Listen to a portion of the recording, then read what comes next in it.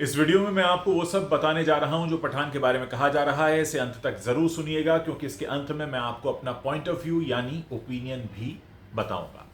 पठान ने पहले 3 दिन में ही वर्ल्ड वाइड 300 करोड़ का ग्रॉस कलेक्शन कर लिया है। सिर्फ इंडिया में ही फिल्म का नेट कलेक्शन 3 दिन में 150 करोड़ का आंकड़ा पार कर चुका है। शाहरुख खान की कमबैक फिल्म ने कोरोना के बाद से जूझ रहे बॉलीवुड को बॉक्स ऑफिस पर अच्छे दिन दिखाए हैं, लेकिन लॉकडाउन के बाद के दौर में पठान की कामयाबी ने कुछ चीजें पूरी तरह से बदल दी हैं, या यूं कहें कि एक नई तरह के समीकरण दिए हैं। क्या स्टारडम जिंदा है? क्या यह साबित हुआ है?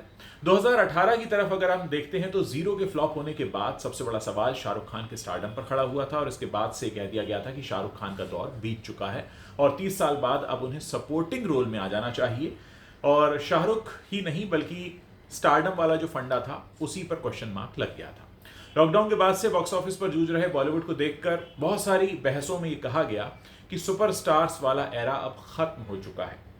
इसका जवाब पठान का एक सीन दे रहा है जिसमें शाहरुख और सलमान साथ में देखते हैं। स्क्रीन पर दोनों के साथ आने की तस्वीरें, वीडियो प्रोडक्शन हाउस के रोकने के बावजूद सोशल मीडिया पर काफी वायरल हुए हैं। जिन्होंने फिल्म नहीं भी देखी है वो भी उसे देख रहे हैं। यानी शाहरुख अपने किरदार में जो कहते हैं जिंदा है, वो असल में ऐसा लग रहा है कि अपने स्टारडम के लिए बोल रहे हैं। खैर, बॉलीवुड के साथ क्या जनता खड़ी है ये भी साबित होता लग रहा है, क्योंकि लॉकडाउन के बाद से तेलुगु, कन्नड़ा और तमिल फिल्मों के हिंदी वर्जन ने बॉक्स ऑफिस पर बॉलीवुड को बहुत तगड़ी टक्कर दी।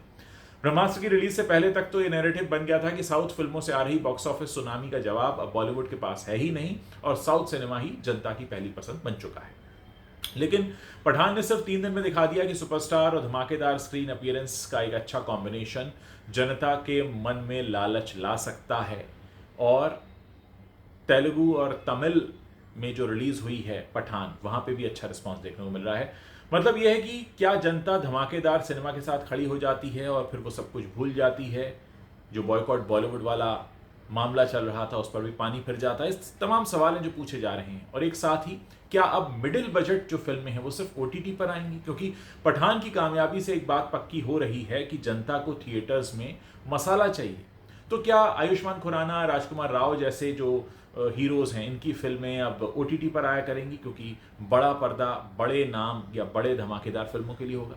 अगर हम इसे थोड़ा डिटेल में समझें तो ऐसा लगेगा कि मामला बजट से ज़्यादा ग्रैंड फील का है। यानी बड़ा बड़ा सेट लगा हो, बड़े एक्शन हो, कुछ बड़ा हो रहा हो पर्दे पर, यानी ग्रैंड हो रहा हो। अब वही बड़ा ब्रांड है।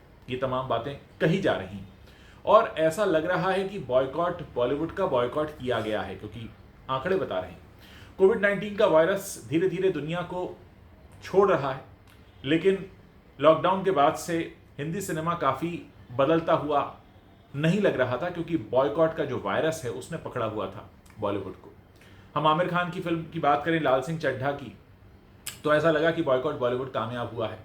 और ब्रह्मास्त्र को भी बॉयकॉट बॉलीवुड से नुकसान हुआ था। लेकिन बॉयकॉट कैंपेन ये पठान वाले मामले में ऐसा लग रहा है कि ढीला पड़ा है, क्योंकि अगर हिंदी वर्जन से भारत में पहले दिन ही 55 करोड़ रुपए आ जाते हैं तो उसका मतलब है कि कहीं तो कुछ लोग हैं जो शाहरुख खान को देखना चाहते हैं। वो बात अलग है कि फिल्म में कहानी है नहीं है, वो एक बात की बहस हो सकती है।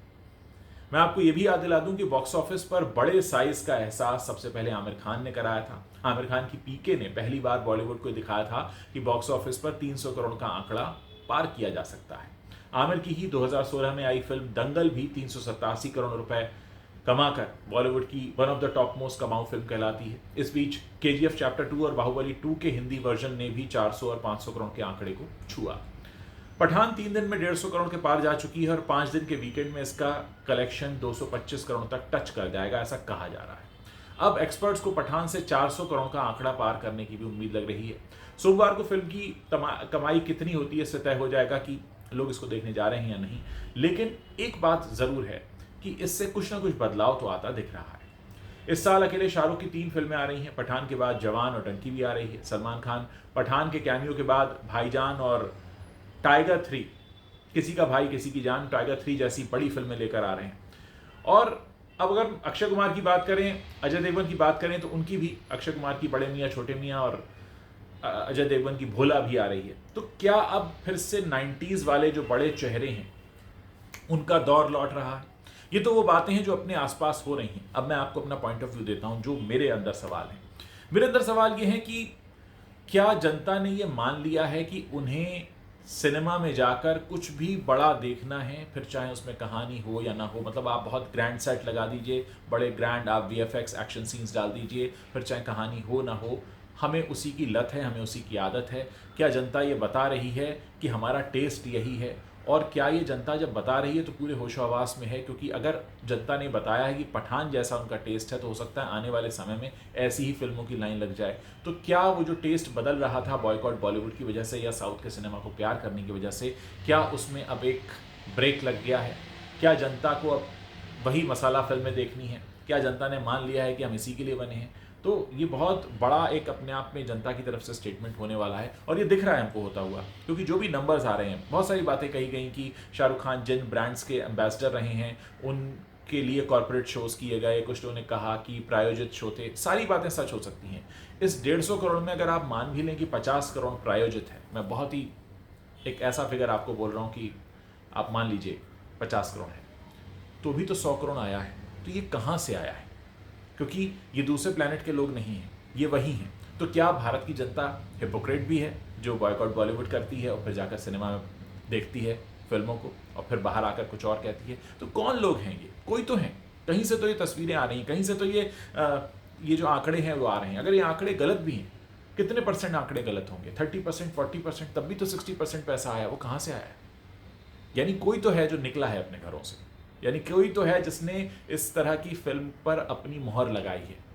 और अगर वो हमारे बीच के लोग हैं तो ये किसी की पर्सनल चॉइस हो सकती है कि आप बॉयकॉट बॉलीवुड करें ना करें, या आप कैसा सिनेमा जाकर देखें। लोगों ने तो ये भी कहा कि केजीएफ में कोई कहानी नहीं थी, लोगों ने तो ये भी कहा कि पुष्पा में कोई कहानी नहीं थी। तो वर्जन्स तो तरह तरह के लोगों के आते रहे हैं। लेकिन एक बात जो बहुत ही हैरान करने वाली सामने आई है, जो ब्रह्मास्त्र तक नहीं लग रहा था, ब्रह्मास्त्र तक ये लगा कि हाँ बॉयकॉट बॉलीवुड का असर है बॉलीवुड के ऊपर, लेकिन अब लग रहा है कि वो असर धीरे धीरे धीरे धीरे खत्म हो रहा है। तो इसका फायदा होगा बॉलीवुड को या नुकसान होगा, ये बात की बात है। क्योंकि बॉलीवुड को नुकसान हो सकता है इस बात का, वो ऐसे कि जब आप एक गलत मिसाल क्रिएट कर देते हैं, एक बिना स्टोरी वाली फिल्म को हिट डिक्लेयर कर देते हैं, तो फिर पीछे से वैसी ही फिल्में आने लगती हैं और फिर वो फिल्म फ्लॉप होने लगती हैं। फिर आप खुद से सवाल पूछते हो कि भाई बिना स्टोरी वाली फला फिल्म तो हिट हो गई थी, तो अब बाकी की क्यों नहीं चल रही? तो फिर लोगों का टेस्ट बदलता रहता है। लेकिन कुछ ना कुछ तो है जो बदला है, कुछ ना कुछ है जो दर्शक अब बताना चाह रहे हैं। या शायद कुछ लोग हैं जिनको ये लगता है कि हमें फ़र्क नहीं पड़ता, हमको कंटेंट देखने से मतलब है, हमें बड़े पर्दे पर जाकर कुछ भी कंटेंट कंज्यूम करना है। कुछ लोगों को होता है ना कि बहुत दिनों से सिनेमा में नहीं गए, हमको बड़े पर्दे पर कुछ भी देखना है। जैसे सलमान खान की फिल्में होती हैं, एक्टिंग नहीं होती, कुछ नहीं होता, लोग बस देखने चले जाते हैं, वो शर्ट उतार के फाइटिंग हो रही है, लेकिन कहीं से कहीं तक कोई तालमेल नहीं होता। तमाम बातें हैं। आप लोग इस पर अपनी क्या राय रखते हैं मुझे बताइए। मैंने इस वीडियो में उन सारे पॉइंटर्स को कवर करने की कोशिश की है जो कि हमारे आसपास चल रहा है, जो कि फैक्ट्स हैं और वाकई हो रहा है हमारे आसपास। इनमें से कुछ चीज़ें मिलावटी हो सकती हैं, क्योंकि जाहिर है मीडिया में जो छपता है कई बार वो प्रायोजित होता है, कई बार वो पीआर के थ्रू आता है, लेकिन 100% झूठ नहीं हो सकता। उसमें कुछ ना कुछ तो मिलावट है। यानी अगर 150 करोड़ रुपए का धंधा किया है पठान ने, अगर 50 करोड़ प्रायोजित भी है, तो भी तो 100 करोड़ है। तो ये अपने आप में एक बड़ा सवाल है। आप लोग इसके बारे में क्या सोचते हैं मुझे ज़रूर बताइए। खुले दिमाग से सोचिए, खुले दिमाग से लिखिए, और फिर अपने आसपास जो कुछ चल रहा है लोगों से बात कीजिए, और उसके बाद इस वीडियो के नीचे कमेंट कीजिए, इसको शेयर कीजिए, और मुझे बताइए कि आपके मन में किस तरह के और सवाल हैं।